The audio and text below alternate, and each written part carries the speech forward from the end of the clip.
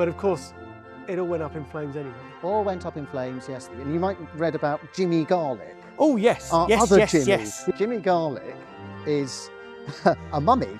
It's beautifully This lit. is the Jimmy cupboard. Would you like to see what's inside it? Oh, I definitely. Oh, this might have to come with a government health warning. Are you ready? Yes. 1, 2, 3. Workings of the clock. Now, this is quite exciting because there is our parish coffin. We're just checking. And so I'm Father Anthony Howe. I'm the rector of St James Garlickhythe in the City of London. I mean, this is an amazing building in quite a tricky location. Yes, we're sort of down at the end of Garlick Hill. It's not on the way to anywhere. You've got Thames Street right next door to it. So we don't really get many tourists, unfortunately, which is a shame because it's such a gloriously unspoilt Wren church and deserves to be a bit better known. But yes, they have to make their way to get down here. And the sound of the street you'd have thought would be incredibly intrusive because it's an incredibly busy road next door. But actually, I've been to concerts here and you barely hear it at all. You're barely conscious of it at all. You get used to it, I suppose. But it's also, I think, because there are no windows on the wall to the street, because originally there were houses built up against there. And so, unlike behind me where there are windows, and they always have been, there weren't. So Wren built the church, designed the church, and they built the houses before he could put the windows in. So that's actually slightly prescient, so we don't actually get all the noise from Thames Street. That side was never had windows in it. It didn't have the windows like those ones. It had a bigger window there, but they actually built the houses around it, so there's a light well. It was an interesting area. It was a tiny parish. In the 18th century, I mean, all London parishes were small, but in the 18th century, this parish had, I think, 40 or 44 houses, compared to a place like St Andrew's, Holborn, that had 4,000. So it was absolutely minuscule. But we had traders. So Vintners Hall is just over there, over the road.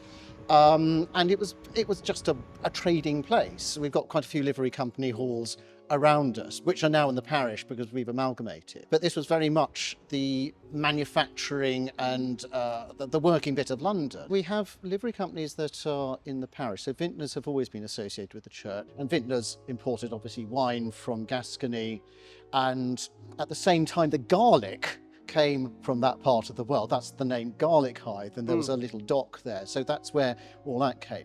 So there are now 6 livery halls in the parish. So we are the parish church to them, but there are also others that have been associated with St James for a greater and lesser number of years. So one of the oldest is the Joiner Sealers Company, which was founded through a parish guild here in the 14th century. What's the difference between a carpenter and a joiner? Get those nails out of my sight. We have 20 livery companies. I keep discovering another one, and they come here for their installation services, funerals, celebrations, and carol services. I mean, I don't really know what these companies are, but I mean, are they like a Masonic institution, or? They're sort of, I think Masonry probably grew out of it. I think they're basically medieval trade guilds, so they regulated the trade. So the oldest livery company is probably the Weavers, which they think was founded before the Norman Conquest, and they just regulated the selling of cloth, the manufacture of it, the quality. So you mentioned you're in the stationers company. I'm a stationer. Well, I'm not a stationer, but I'm there because I collect books, as clergy tend to do so. Oh, okay. And they've got a hall up next to St Paul's Cathedral, so one of the older halls, which survived the bombing. Virtually all the halls were destroyed in the Great Fire, like this church, and they were rebuilt in the 17th century. So Vintners over there is 17th century, Stationers is.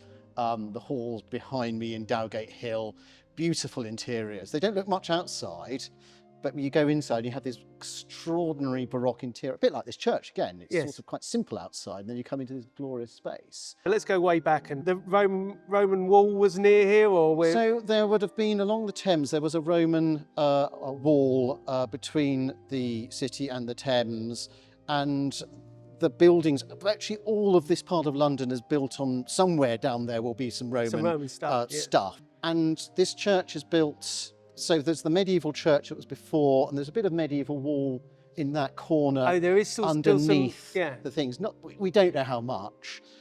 And that would have been built probably on bits of Roman rubble and stuff. So it's just a constant building up over the centuries, millennia. So who knows? I mean, there's been a building on this site probably for the best part of 2,000 years. Do you think the footprint of this newer church followed the footprint of the old church? Now, that's a question, because when I came here, I was told the older church was smaller, and that the new church actually expanded to onto the churchyard. Now, we just don't know.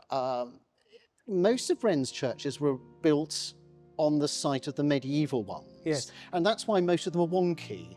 You've got St Mary Aldermary up there. The East End is at an angle. Bizarrely, it's a beautiful building, all lovely and Wren and Gothic, and then the East End's at the wrong angle. And most of his churches are, but this one isn't. This one is actually, it's all right angles, very odd for a Wren church.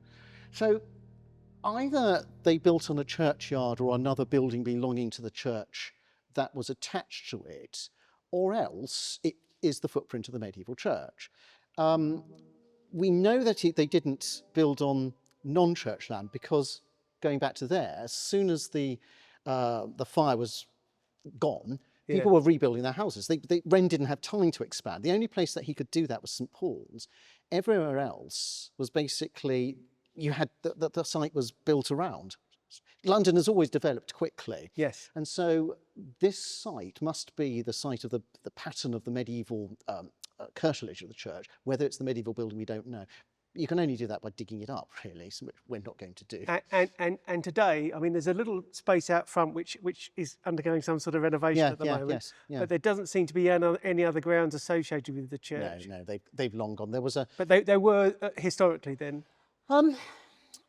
You're not sure? Okay. I'm not sure. Some of them had burial grounds, and because this was so tightly packed, and there was another church just there, St Martin Vintry was just over there, and so they were so tightly packed, and the parishes were so tiny. I think they tended to bury people in the churches. Thus, again, those memorials. They had lots of important burials. Actually, so the medieval St James wasn't a grand church, but it was clearly important. It had 6 Lord Mayors, and we think, partly because it was associated with the vintners, but also because this was the church that people came to before they went on their pilgrimage to Santiago. So it's like a pilgrimage chapel. It's the only medieval church, parish church in the city that was dedicated to St James, who was a really popular saint in England. So loads of St Marys, obviously, quite a few St Botolphs and St Bennets and things like that, but only one St James, and this was it. A few weeks ago, a mudlark at Queenhythe found a little bronze shell, which is the badge of St James. And we got lots of shells around the church. Yeah, I as well. saw one as I came in. It's a very shelly place. But yes, so, and that was just at Queenhythe, just a stone's throw from here. So it pretty much links this with the English way to the Camino. And those vintners and garlic merchants would have taken them off on the ships to Gascony, to Galicia, and they would have walked the part of the Camino to Santiago. So would that pilgrimage route, that would have died following the Reformation? It largely died following the Reformation, but there were always, like even the Walsingham pilgrimage, people would still do it. So a bit of the old religion would be there. And pilgrimage is really popular now, so people are now actually doing it again. So people come to St James, get their stamp. Can I see the stamp? The stamp is, now let's go and find the stamp. Churches are always full of paper until you actually want something. So I think that is, there you go. Oh, that's really rubbish. Let's ink it first. I am new. I am allowed to learn. Oh, how long have you been here? 7 months. 7 months. Oh, you are very new. So I'm learning where all the light switches are. Yeah. Right, there we go. Let me get. There you go. Oh, that's beautiful. So that is the image which is in the piece of ironwork over here. Dear old St James. And he was always depicted as a pilgrim, and before the Reformation and indeed after the Reformation. And you can tell he's holding his palm. Pilgrims were called palmers. It's another old English word for pilgrims. There he is with his palm, showing he has been on pilgrimage. There he is with his staff and gourd. And this is 17th century. This is a 17th century image. Really unusual in Wren churches and churches of this time to have an image of your patron saint. He wasn't worshipped. It wasn't a devotional image, but there he is. So this is sort of a way of getting some form of imagery into... It was. And we've got it everywhere. We've got shells everywhere. You know you're in the Church of St James. There's a shell over the west door. But also, on the tower, the clock, the current one's a reproduction after it was blown off in the war, but the original bracket clock had a statue of St James stood on it. And they put on a statue of St James, which is out here. There he is. Yeah, he's guarding St James. He's St James. I mean, he's a funny. He looks a little bit strange. Henry VIII, I'd a bit Henry VIII-ish. He actually looks a bit like our Virgil. He'll kill me for saying that. Nowhere near as good looking as our Virgil. Anyway, he was falling to bits, and so what's happening is we're actually at the moment in the process of having a new statue made. The problem with this, he did not look like the original. The proportions are wrong. He should be having shells, his hat should be bigger. So we found engravings of the original, and there's a little silver verger's staff, not little, but it's got a little statue on, which has an image of the original St James. So we've just had a maquette made, which is going to go into the church. So next time you come, you'll see it, which will be for the statue that will go out there. And again, so we had a statue outside, like the pub sign basically, the little images inside. So you absolutely knew that you were in St James's. So he came off because he was a little bit dangerous. His arm fell off. Well, he was sort of in disgrace really behind a curtain. I thought, oh well, that's a bit of a shame, you know. So he's now guarding the door. It's doing a fine job. He's doing a fine job, but I think it's quite dark in here anyway. You come in here and you see him at night, it can give you a little bit of a fright. So it's going to be right back to the way it used to be. Yes, yeah. So tell me about St James. St James. So he's St James the Great. St James the Great. So there are two St James, St James the Great and St James the Less. Always felt sorry for St James the Less. Well, St James the Less was actually the one who wrote the book, the Epistle of James in the Bible, and was related to Jesus. So in some sense, St James the Less was actually more great than St James the Great, but probably the nickname, one was bigger than the other, you know. That's what we call people, you know, Big James and Little James. So was he a disciple? He was one of the disciples, one of the 12 disciples. So what would James the Lesser be? He was also a disciple. That's why they differentiate between one or the other. And sometimes churches get confused, but you can always tell St James the Great because of the shell.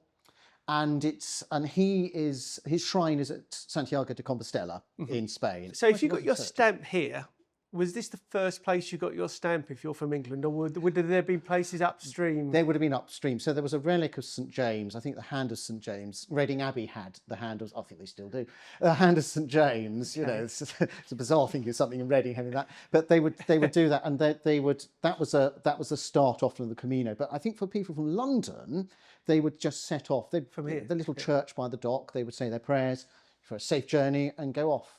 That's why it was so well endowed before the Reformation, with chantries and a huge number of priests. It was extremely rich. So I saw that on the website, but I don't really know what chantry means. So chantries are basically, it's a charity. Someone leaves money for a priest to say a requiem mass for someone's soul. And the really grand ones are things like the Beauchamp Chapel and Warwick, so wonderful things. And you sometimes see these little model churches, basically, in cathedrals, which were grand chantry chapels, but most of them were just altars in a church. And we had loads of them here.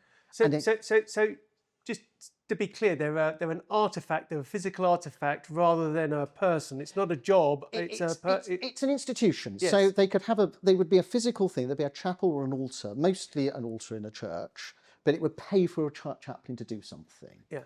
And so that's what the chantry is. But a chantry chapel would be a chapel that contained that person. And they were the very grand chantries. You'd have to have a lot of money, bishops and archbishops would do that. Most of them, someone would endow a priest, pay a priest to go and say a mass a day. And these chantry priests often were schoolmasters as well. So that's where schools started. And this is how the education system was in cities. Many schools that we have today, town schools, started as chantry priests teaching in churches. Okay. And here we had goodness knows how many chantries, but it was wealthy. They had a huge collection for the 15th century. We had 41 manuscripts, which was extremely large for a little church. But does that mean, is the practical reality of that means that there were 40 or so bodies, men, I guess. No, there were. I think it wasn't that big, but there were about 15 clergy. Okay. There's only me now. So, but of course, all that money was confiscated at the Reformation. So St James went from being a really wealthy little church, really well endowed, we know what it had, to being quite poor. How do you know what it had? I mean, is there some old legends, and how did they survive the fire? There is an inventory that's in the archives at Westminster Abbey, because they were the patrons of St James in the Middle Ages. And so the priest at the time, who was related actually to the royal family, so it just showed how grand it was, he made an inventory of what the church had. So we know exactly what it had in 1449, which is quite remarkable. And London churches tend to be well documented because it's London. So we know more about them than others. But for instance, the other thing, as a musician, I'm excited that they had 4 organ books. Now, organ music, we've heard organ music, but it was far less common, and organs were not in every church. But not only did they have organs here, but they had books of music for an organist in 1449. Now, that's quite interesting. It says a lot about the building. It says about what the place was like. So, yeah, it's quite detailed. We don't know what the church looked like. No idea. And there's no etching, no drawing at the time. They're tiny little... Yeah, you might see... I mean, I haven't checked the map yet. There's certainly some of those sort of elevated maps. You might see a little... You can just about see a tower. Okay. It's not as grand as St Martin Vintry. It's just a small tower. But there was a tower. We know what it was. But we just don't really know much else about it. Using the power of public domain images, what can we find out? Let's start with John Roke's 1746 map, where you can clearly see the current church is already laid out, and there's lots of familiar names really nearby. In particular, Queenhythe, which you can see on the present-day Google map. So we're orientated. Now, if we go back before the Great Fire, on Fairthorne and Newcourt's 1658 map, well, in this case there's a key and there's an idiomatic church, so it doesn't tell you anything about what it actually looks like, whereas this Agas map from 1591 has a lovely detail of the church. Again, it doesn't really tell you what it looks like, but both these maps together show you need to be very careful of churches on either side, that you're not picking up the wrong church. Which takes us to Vindegard in 1543, even earlier. Now, you've really got to have a health warning with this map, because this is a Victorian adaptation from the original drawings that Vindegard made, and it's really hard to see for sure. The Victorian numbering for numbers 59, which is Queenhythe, and 80, which is Three Cranes, seems consistent, but it's suddenly silent when we start looking at the churches above. If we bring in a gas map, then I think that big building in the middle is pretty clearly St Martin Vintry and not St James's Garlickhythe. But is Garlickhythe represented there at all? I can't convince myself it is. This one seems too far over to the left. It's almost on the left of Queenhythe, and this one seems too close towards Cheapside. We've got one more left. It's Fisher's 1616 Astonishing Panorama. Now, particularly if we see these side by side with the Agas view and Vingard's panorama, then I think St Martin is clearly in view. And what's that peeking out from behind? Okay, I'm calling it. I'm saying that is a representation of the spire in 1616 of St James Garlickhythe. Let me know what you think in the comments. I would just love to be proved wrong with a better view of the church pre the Great Fire. It did say something about how you inherited pews that were made from the rood screen. Yes. So what would have happened? So there would have been a rood screen, not in this church, but the St Martin Vintry next door. There would have been a rood screen across the chancel. You still see them in East Anglia and many churches in the West Country. And clearly they were a bit hard up. So basically St James at the time thought, right, we're going to spend some money on pews before the king takes it. So they bought the rood screen, turned it into some wainscoting pews. They'd have bought it though. Yeah, they would have bought it, yeah. Oh, okay. So clearly they were all more hard up than we were. But I think the parishioners were canny and thought, right, we're going to spend this money before it's taken away. And they bought books of music for the choir. So it was a choir in the post-Reformation church. So it wasn't complete collapse. But of course, it all went up in flames anyway. All went up in flames, yes. There's nothing of this. The new church was started in 1676. It was finished, it was consecrated in 1683. And then It's quite a long build. Quite a long build. Well, it's because I think the parish wasn't very wealthy. Others were built quicker. And I think it was probably they were still trying to find some money. That's my suspicion. Lots of little parishes were amalgamated because a lot of churches like St Martin's, Vintry, weren't rebuilt. There was a grander church in here, but it wasn't rebuilt. But St James, even though it was a tiny parish, wasn't amalgamated. The first parish we were amalgamated with, or we took in, was St Michael's Queenhythe next door, which was a bigger parish, and that came into us. And now we've got St Michael Paternoster. We've got 7 old parishes now in the current parish. But St James just survived as a tiny little couple of street parish. So it's strange that it did, but we think it was because of the barriers that were. They had to rebuild a church which had 6 Lord Mayors. And that was the Lord Mayors, sure. So that was one. But what you got is this wonderful space. And it's not the most elaborate of the churches by any stretch of the imagination, but it just encases space in the way that Wren could so well. And the best time to come is on a midsummer day where the light is pouring through the windows, and you can see why it was known as Wren's lantern. It's all glass. There was a window there. With window there. Window there, window there. It would have been extremely light, very hot as well in summer, and very cold in winter.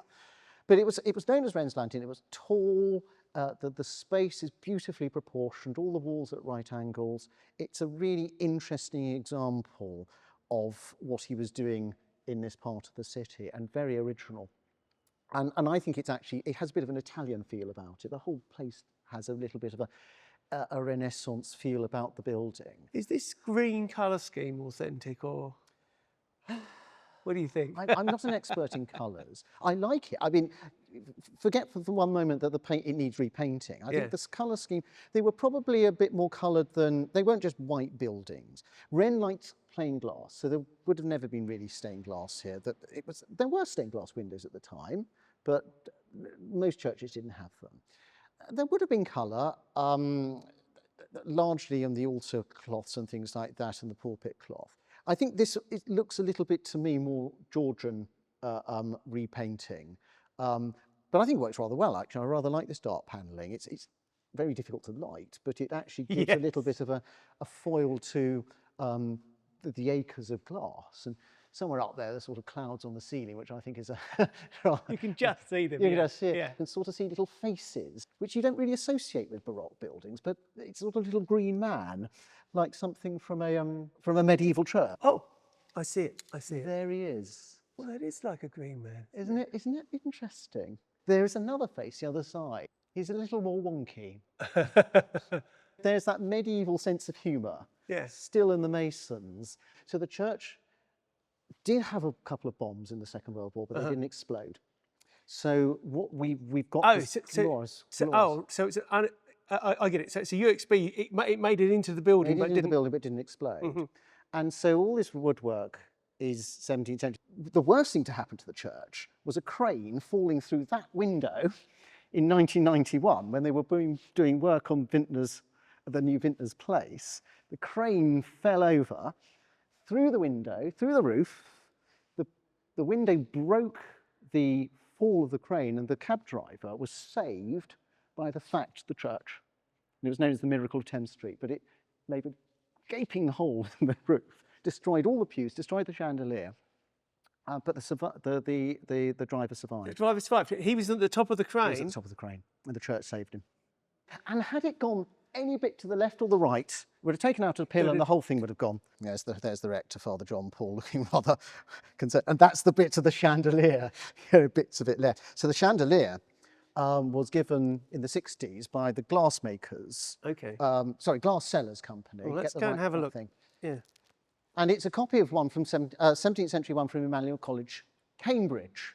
And a very lovely thing, perfectly suitable for this building. And of course that was smashed to smithereens. So the glass sellers remade it. And so it's more like something you'd find in a royal palace than in a church almost, isn't it? It's unusual. As I say, the original is in a chapel in Cambridge. And it's just right for here.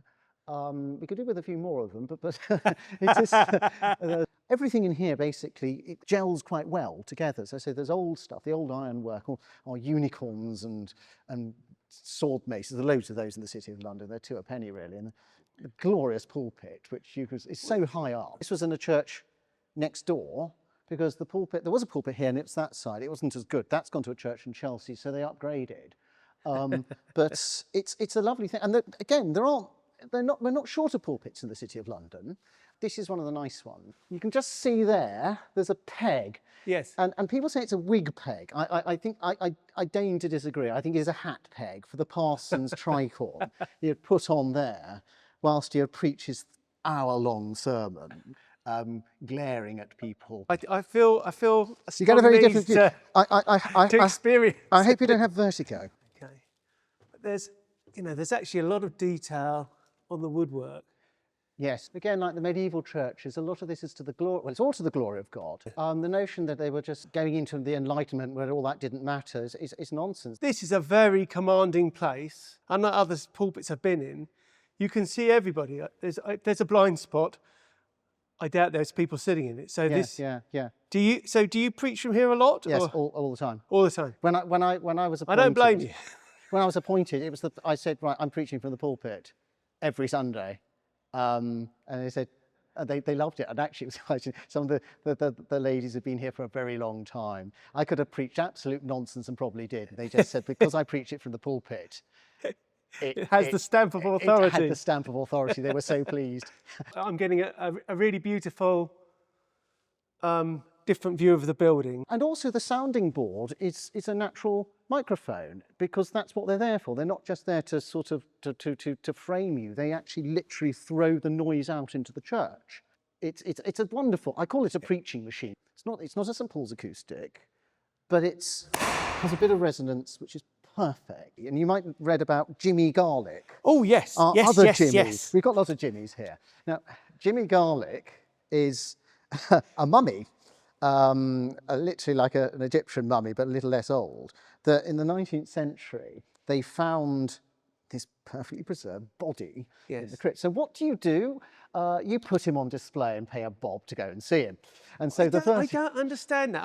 I didn't understand why they found him in the first place, and I don't understand. They must have been doing some work. And they found this, and they were just the Victorians just loved, they were pretty ghoulish. And so they found this and thought, and it just so happened he was well preserved. He was well preserved. I mean, actually a mummy is it? Yeah, he's mummified.